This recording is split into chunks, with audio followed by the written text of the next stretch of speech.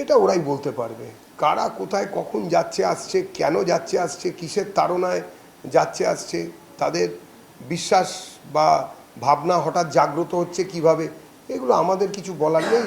এটা ওরাই ভালো জানেন, ওনারাই বলতে পারেন। যারা রাজনৈতিক কর্মী তারা যদি তাদের ব্যক্তিগত পরিচয় বা এক জায়গায় থাকার জায়গায় কোথাও বসে খান, তার মানে এটা হতে পারে না যে ও ভাঙচুর হচ্ছে কি হচ্ছে না, কোনোটাই এরমভাবে পরিস্ফুট হয় না, বলা যায় না। যারা এসব নিয়ে চিন্তা করছেন তারা করছেন, তার কারণ তৃণমূলের ক্ষেত্রে দেখা গেছে যে তারা যেদিকে ঝোল সেদিকেই ভাত মাখে বা সেদিকে চলে যাওয়ার একটা প্রবণতা থাকে, তাই জন্য ওদের নিয়ে আলোচনা হচ্ছে। কোনো সিদ্ধান্ত এরকম হয়নি যে নিরামিষ দেওয়া বন্ধ হবে। এটা তো কখনোই মনে হওয়া কাম্য নয় যে নিরামিষাশীদের সুষম খাদ্য পাওয়া মানে হয় না, নিরামিষ সুষম খাদ্য হয় না এরকম তো নয়। মাল্টি ন্যাশনাল কোম্পানি বিভিন্ন ক্ষেত্রে তাদের যারা কর্ণধার তাদের আত্মজীবনীতে দেখেছি যে তারা অনেকেই নাকি ইসকনের ক্যান্টিনে খেতেন, এবং ইসকনের ক্যান্টিনে নিশ্চয়ই মিড ডে মিলে ডিম দেওয়া হতো না। খাদ্যাভ্যাস মানুষের ব্যক্তিগত, পার্টির এই বিষয়ে কিছু বলার নেই।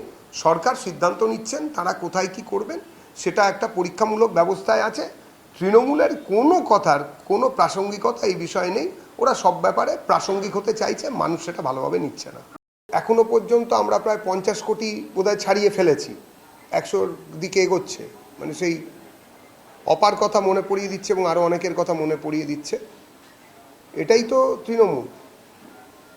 পশ্চিমবঙ্গের জল, জমি, জঙ্গল, প্রাকৃতিক সমস্ত সম্পদ লুট করার দায়িত্বে যারা ছিল তাদের মধ্যে এই শেখ নাসিমউদ্দিন ওরফে টুলু মণ্ডল, যে নাম এতদিন ধরে চলছে, আর মোহাম্মদ মিনার মণ্ডল, এরা এইসব করেছে এবং আরও অনেককে পাওয়া যাবে।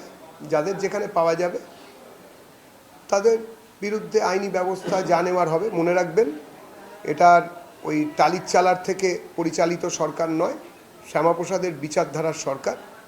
কাউকে কোনো রকম ইমিউনিটি দেওয়া হবে না।